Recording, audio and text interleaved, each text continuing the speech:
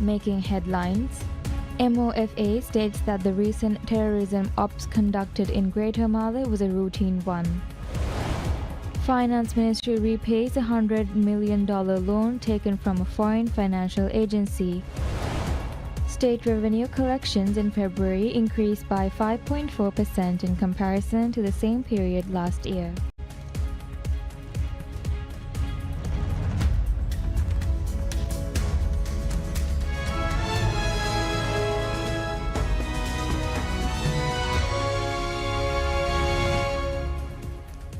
Bismillahirrahmanirrahim. Assalamu alaikum and welcome to PSM News in English with me, Minha Maroof.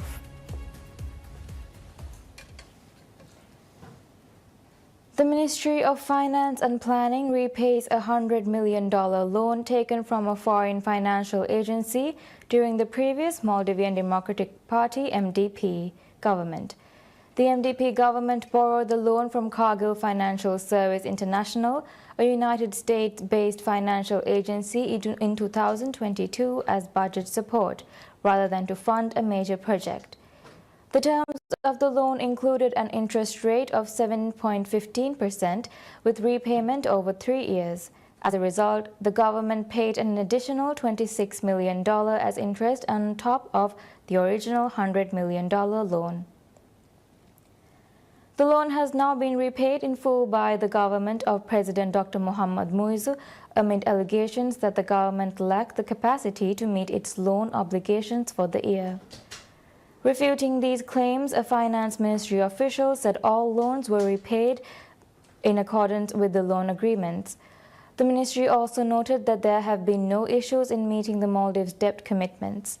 In addition to the $100 million borrowed from Cargill Financial Services International, the former government borrowed millions in loans in the name of implementing major projects.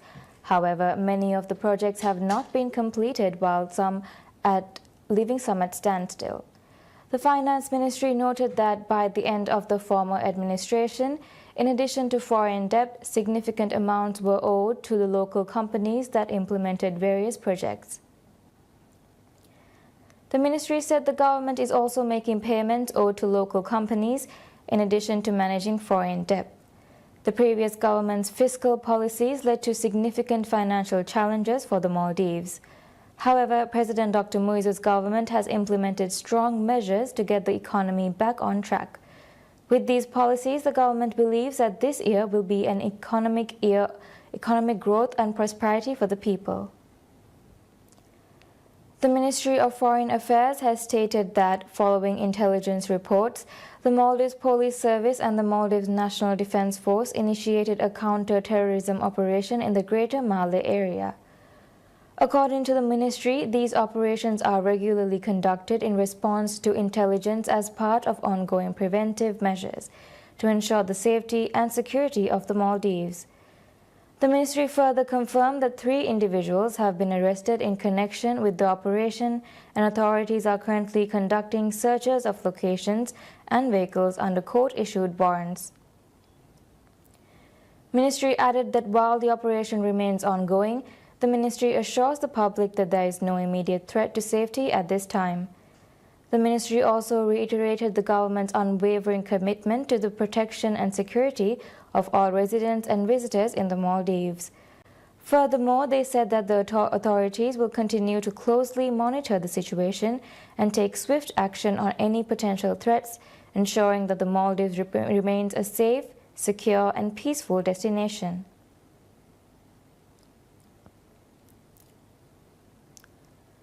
Maldives Inland Revenue Authority (MIRA) figure shows that the state revenue collections in February have seen an increase of 5.4% in comparison to the same period last year. According to figures, MIRA had collected $160.2 million in February, which is also 5.1% more than the expected figure for the month. The increase was primarily down to GST collections, which almost amounted to half the total revenue.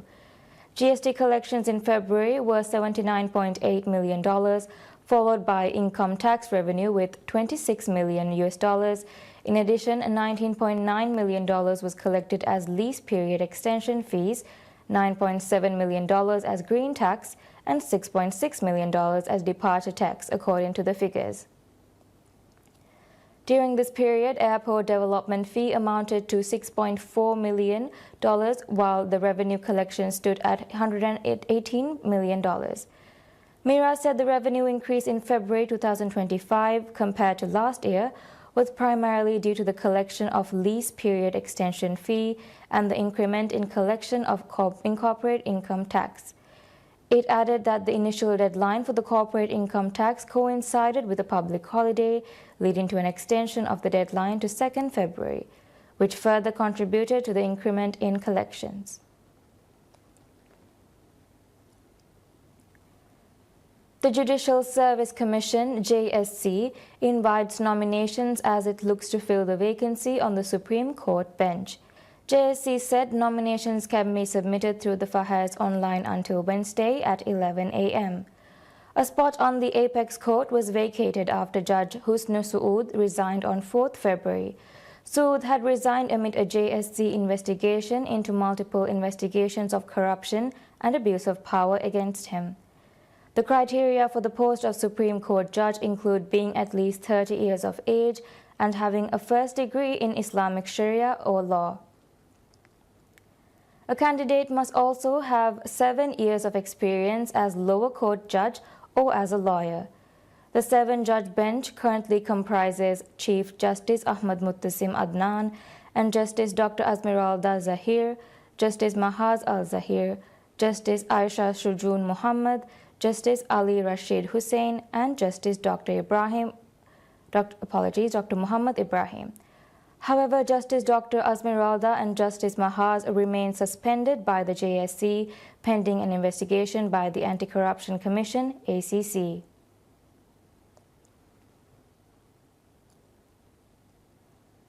Government awards a contract to construct waste management facilities and buildings in 32 islands to the Waste Management Corporation, WAMCO. The agreement was signed between the Ministry of Tourism and Environment and WAMCO's with the Ministry of Environment, Tariq Ibrahim signing on behalf of the ministry, and WAMCO's Managing Director, Mujtaba Jalil, signing on behalf of the corporation. Speaking at the signing ceremony, ministers said the establishment of waste management facilities and centers in the islands will require the full cooperation from the island councils and island residents. He said this will ensure the timely completion of the project. President Dr. Mohamed Muizzu has pledged that proper waste management systems will be established in all islands of the Maldives by the end of the year. The president said in order to achieve this, the existing waste management centers in 128 islands will be upgraded. The environment minister said in addition to the 32 islands included in the agreement signed on Monday, contracts to establish waste management facilities in remaining islands will be signed in the coming weeks. Speaking at the signing ceremony, WAMCO's Managing Director Mujtaba said the work of establishing an adequate waste management system is being carried out by WAMCO employees based in the region. He said the work will be carried out at a lower cost while also avoiding outsourcing the work. Mujtaba further emphasized that WAMCO's goal is to establish and commence waste management systems in islands where urban centers will be established, as well as in atoll capitals before the end of the year. In addition to the 32 islands in the newly signed contract, WAMCO was also awarded the construction of waste management facilities in 2 other islands last month. Therefore, establishment of waste management systems in 34 islands, including upgrade work, will be carried out by WAMCO. While new buildings will be constructed in 21 islands, upgrade work will be implemented in the remaining islands. The government aims to complete the work in all islands by the 3rd quarter of this year. Kendikurudu, located in Nunu Atoll, is set to introduce a community-based tourism initiative aimed at transforming the island into a premier local tourism destination. The Island Council has unveiled plans to lease land under this concept and is now seeking public feedback on the proposed regulation. In a bid to enhance its tourism profile, the Council has adopted the brand name The Mangrove Island, a move that will be supported by a broad advertising and marketing campaign.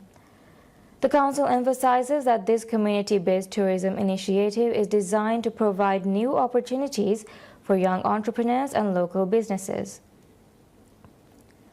The regulation of leasing land under this new concept is now open for public comment. To qualify for leasing land, applicants must either be residents of Kendikurudu, operate a business registered on the island, or own a business where a local resident holds at least 50% of the shares. Each plot of land allocated will be 1,200 square feet, with at least 300 square feet designated as a green buffer zone. Additionally, Kendikurudu has received permits to offer homestay services for visitors. The island is also moving forward with the construction of luxury villas, which will include 70 rooms, and the development of a city hotel with part of 70-bed facility expected to be completed by the end of this year.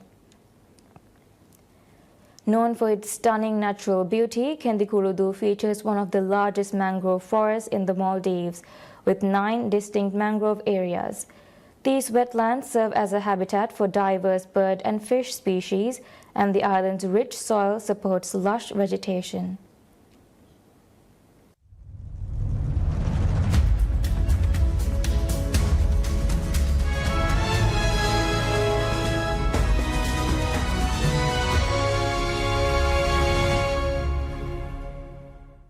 The head of Ukrainian steel giant Metinvest says that rebuilding its heavily war-damaged operations will hinge on the robustness of US and European security guarantees in any ceasefire deal with Russia. Yuri Ryzhenkov, Metinvest's chief executive, said the company planned to keep its production close to 2024 levels and push ahead with projects to increase its energy independence. Metinvest was forced to close Ukraine's only coking coal mine in January as the front line in the war moved to within roughly 2 kilometers of the mine. It already lost a number of key assets earlier in the conflict, most notably its giant Azovstal and Yilich steel plants in Mariupol and a coking coal mine in Advikva. Because we believed in Minsk agreements, because we believed in the ceasefire, in the peace deal, we were investing in Mariupol. We were investing billions in Mariupol and were prepared to invest even more. But then it all got destroyed in a matter of few months. And none of the agreements were obeyed. That means security guarantees now need to robust. Otherwise, investors are unlikely to lend Metinvest the money it needs to rebuild. We need to see what sort of conditions will be agreed to for a ceasefire or for a peace deal, and what sort of guarantees will be provided so that business can start investing again. More than 3 years into the conflict, and Metinvest, like many other Ukrainian businesses, has learned to adapt the wartime challenges. From attacks on its facilities to disrupted logistics and labor shortages. Metinvest produced around 14 million tons of steel before Russia's 2022 full-scale invasion, when the iron and steel sector contributed around 10% of Ukraine's GDP. The U.S. approves an extension to Delfin LNG's free trade permit. The decision was announced by Energy Secretary Chris Wright at the CERAWeek Energy Conference in Houston. Delfin is developing a floating liquefied natural gas or LNG project off the coast of Louisiana that could see 4 plants with a capacity to produce 13.3 million metric tons per annum of the superchilled gas. It has been seeking a 5-year extension to its non-free trade area export or non-FTA permit to allow it to export LNG to countries that do not have free trade agreements with the United States, citing delays in constructing the plants due to the COVID-19 pandemic. The approval is the 4th since the pro-energy administration of President Donald Trump came to power. Wright said he is pleased to be part of the dismantling of the Biden administration's energy policy. Proud to be part of this administration that's about more energy and more opportunity, not less energy and less opportunity. The position is pretty simple. We're 50 days into this administration. And as you can see, probably not much has happened yet, and it's been boring for everyone in the press corps. But we're hoping to pick it up a little bit. And along that same line, I will sign today what I just announced on stage earlier, which is our 4th action on LNG export approvals. This is for the Delfin offshore LNG export terminal in the Gulf Coast. 1.8 BCF a day of natural gas. the license goes up to. This is a huge amount of American energy, American economic activity that'll benefit both our country and our allies abroad who import this. The Biden administration in 2024 paused approvals for LNG export permits pending a study looking at the economic and environmental impact of U.S. LNG expansion. Wright also spoke about U.S. electric vehicles, saying the Trump administration was not against electric cars, but was not for reducing choice and taking American taxpayer money to subsidize wealthy people. He said the Trump administration intends to reverse what he called U.S. electric vehicle mandates.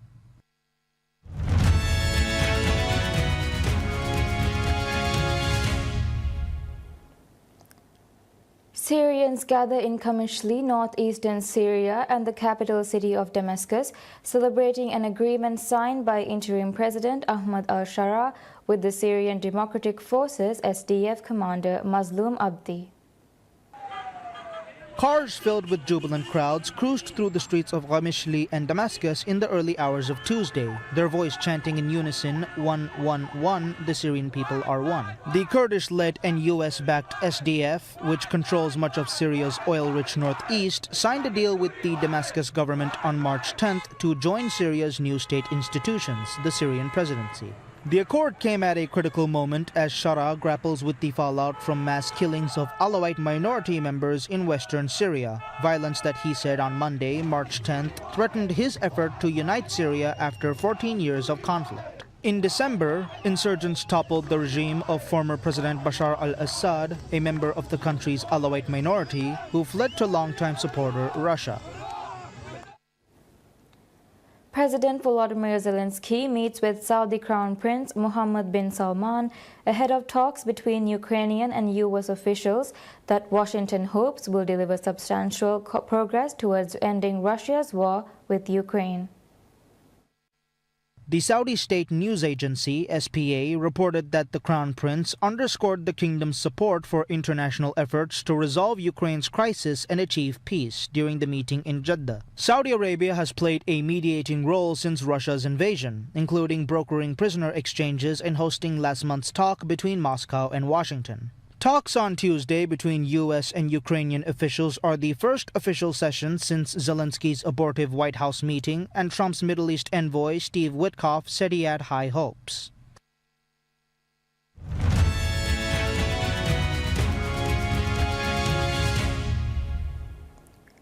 Al Nassr's John Duran scores twice and Cristiano Ronaldo nets a penalty as the Saudi Pro League side booked a place in the Asian Champions League Elite Last 8 with a 3-0 win over Iran's Esteghlal.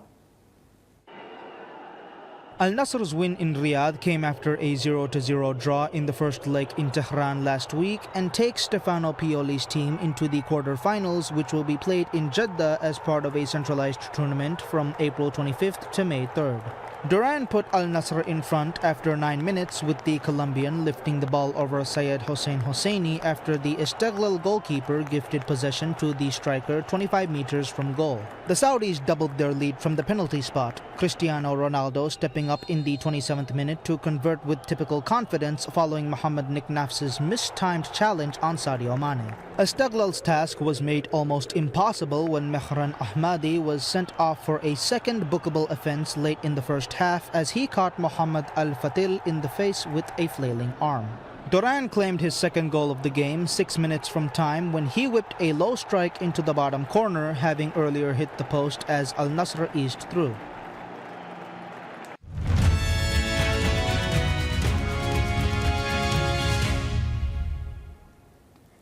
Guatemala, the country most prone to risk of disaster in Latin America, according to the European Commission's Disaster Risk Management Knowledge Center, DRM-KC is poised to revolutionize its emergency relief efforts with a disaster-proof communication system.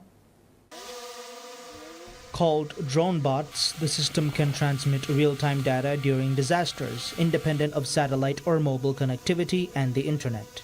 I would describe the DroneBots project as a drone and technological system that allows authorities to send and receive information without the use of internet. This is especially useful because during an emergency, The communication network are usually the first ones to go out. The system was developed by local agricultural drone startup Aerobots to get data back to 8 agency headquarters from remote regions that often lack stable electricity and internet. Their solution uses LoRa, or long range, a wireless radio technology that allows devices to communicate over low-power wide area networks. It's sort of a backup communication system. Essentially, during disasters, at least in Guatemala, we depend on either physical communication systems, that is like roads, or we depend on wireless communication systems like the telephone network, but those are usually among the first that become damaged in a natural disaster. So the system that we developed is sort of a backup to that. We use other technology to transmit information, and it also helps us to get information from the location of a disaster to disaster relief agents in a quicker way. DroneBots establish a vital communication network between decision makers, drone operators, and local volunteers, serving as a crucial lifeline when traditional networks fail. The system demonstrated its potential during a successful test at the National Coordinator for Disaster Reduction, or CONRAD, facilities. Test results show that DroneBots can speed up the delivery of information to emergency responders by 80%. First trialed in 2023 by the UNICEF Office of Innovation, the project is now working with CONRAD, aiming to expand the deployment of DroneBots to 8 of Guatemala's poorest and most vulnerable regions. That's all we have for now. Thank you for watching and wish you all a very pleasant day ahead.